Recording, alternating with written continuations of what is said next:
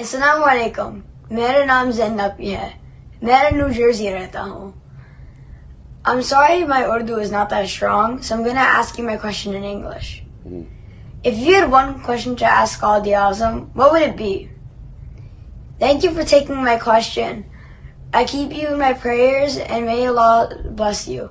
May you emerge victorious. Assalamu alaikum. شکریہ زین. اس نے کہا ایک کوشچن اگر میں پوچھوں. اچھا قائد اعظم، دیکھیں قائد اعظم کو ہم کیا سوال پوچھیں. قائد اعظم جنہوں نے اللہ نے ان کو سب کچھ دیا تھا، سارے برٹش انڈیا میں سب سے کامیاب، سب سے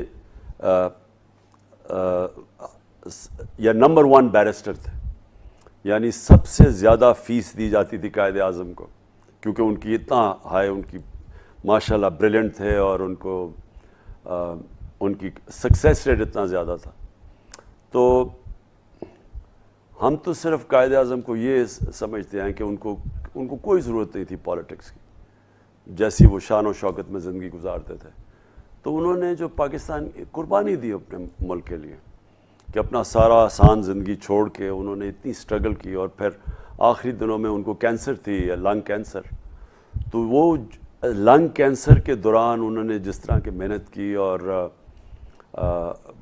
حالات ان کی صحت ٹھیک نہیں تھی، چھپایا رکھا، بتایا کسی کو نہیں کہ کتنی بری بیماری تھی، اور وہ ان کے پاس زیادہ دن زندہ رہنے کے نہیں تھے.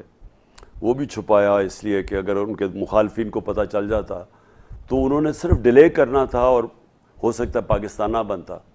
اور قائد اعظم سے سب سے بڑی چیز کہ لوگوں کو اس چیز کا علم نہیں ہے کہ صرف 4 ہفتے پہلے یا 3 ہفتے پہلے جب وہ پاکستان بننے سے جب کراچی میں لینڈ کرتے ہیں، تو ان کے ADC ہوتے ہیں ایڈمرل احسن، تو ان کو وہ کہتے ہیں صرف 3 ہفتے پاکستان بننے سے پہلے انہوں نے کہا کہ میں نہیں سمجھتا تھا کہ میری زندگی میں پاکستان بنے گا. یعنی اتنا مشکل ان کی مشن تھی.